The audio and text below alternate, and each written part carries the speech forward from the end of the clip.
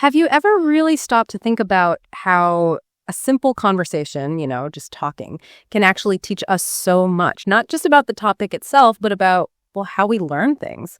Today, we're digging into this really interesting language learning resource. It's called Master American English, Family Conversations and Vocabulary. And what's different about this deep dive is it's not just the content, the words, but the actual learning method baked right into it. Yeah, it's really quite clever how they've structured it all around, everyday family chats. It's not just throwing words at you. It seems to build these clear connections between understanding social stuff, family dynamics, and picking up the language itself. So our mission really is to pull out the key takeaways. What does it tell us about family life? And maybe more importantly, what are the actual learning techniques being used here? Right. And this is where I thought it got really interesting. It takes this dialogue, right, between two native English speakers, Jack and Emma. It helps you spot the important vocabulary. And then this is the clever part. It turns all that into practical skills you can actually use, straight away. It definitely makes you think, doesn't it? What can we really learn from just a seemingly normal chat about families? What does it show about, say, family structures, but also about, good ways to learn? Okay, so let's set the scene a bit. The resource starts with this conversation between Jack and Emma, and they just dive right into talking about their families. Jack goes first. He mentions he's from a large family, says he has 3 brothers and 2 sisters. He admits, they might argue sometimes, but siblings don't, right? But he adds they still love each other. And he also says a couple of his brothers live in another city now, which is pretty common, but they talk on the phone a lot to stay connected. And if you step back and look at that, Jack's description, it instantly paints a picture, doesn't it? It's this lively, kind of connected family, but also spread out geographically. It really highlights that common modern family situation, and maybe the effort it takes to maintain those ties. Exactly. But then Emma chimes in, and her situation is, completely different. She's an only child. Ah, okay. Yeah. And she's quite honest about it. Says she, gets more attention from her parents, which can be nice. But sometimes she feels a bit lonely. Kind of reminds me of trying to explain my big extended family to friends who are only children. It's like describing different planets. That's a great way to put it. The contrast is just so clear there. Yeah. Emma's experience isn't just different. It's a really strong counterpoint. It lets you, as a listener or learner, really think about the huge variety in family experiences. Each one has its own, pluses and minuses.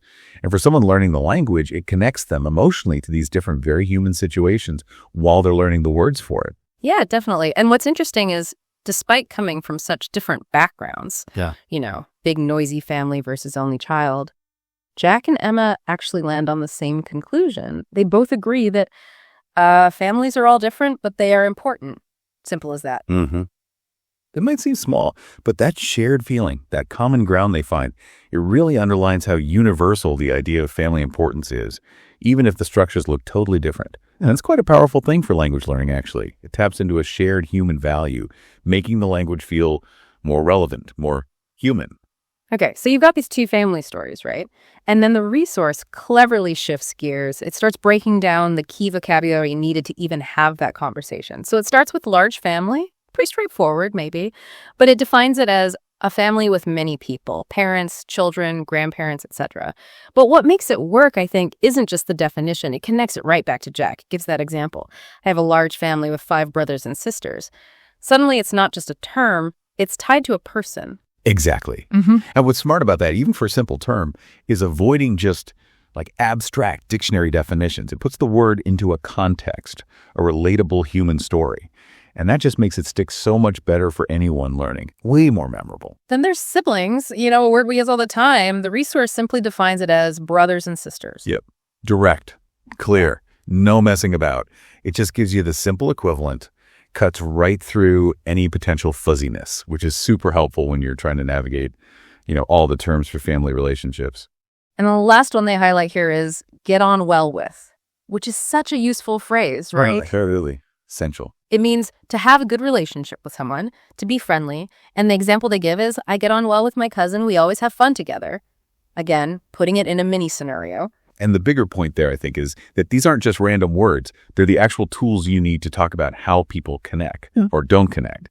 Understanding those dynamics is just fundamental. Yeah. If you want to talk about families or friends or colleagues, it's like knowing the difference between just meeting someone and clicking with them. The resource helps you pick up on those nuances in how relationships are described. Okay, but this resource, it doesn't just stop at showing you the conversation and the words. That's just the start. Yeah. It then moves into what I think are maybe the real active parts. Part 3, which is a listen and answer section, and part 4 called shadowing practice. And these aren't just like bonus exercises. They seem like really core methods to boost your speaking and listening. Yes, definitely. This is where it gets really active for the learner. That listen and answer bit, for example, it's crucial because it makes you check if you actually understood. It forces you to recall actively, not just kind of passively listen and nod along. Right. And then shadowing practice, that's quite specific too. It's not just repeating later.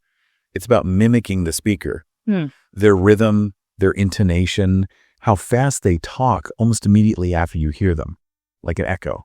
Mm-hmm. Yeah. It builds that sort of muscle memory, doesn't it?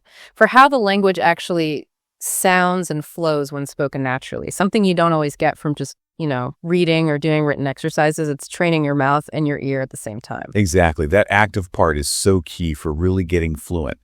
Because when you shadow, you're actively recalling and trying to produce the sounds right away. Cognitive science tells us that this kind of immediate application, this active recall, it only helps build those neural pathways for fluency much faster than just listening passively. Wow. It pushes you from just understanding the language to actually producing it. It is a very powerful technique. So wrapping this up then, what's the big takeaway for you listening? Well, this deep dive into one language resource kind of shows that exploring family, it's not only about understanding different ways people live together, it's also about seeing how effective learning can be when it's structured well. Breaking down real conversations, making the vocabulary clear and usable, and then, crucially, giving you ways to actively practice. Yeah, I think a key insight here is that lesson sort of hidden within the method. Real understanding, the kind that lets you actually use what you've learned. It comes from getting involved, from that active engagement, the repetition in shadowing, turning listening into doing. That seems to be the path to really picking up the skill quickly. Maybe the next time you're in a conversation, you could, try to notice not just what's being said, but also think about how that interaction itself, how the way people talk could actually be broken down. How could that become a lesson in communication or help you deepen your own understanding? Something to think about.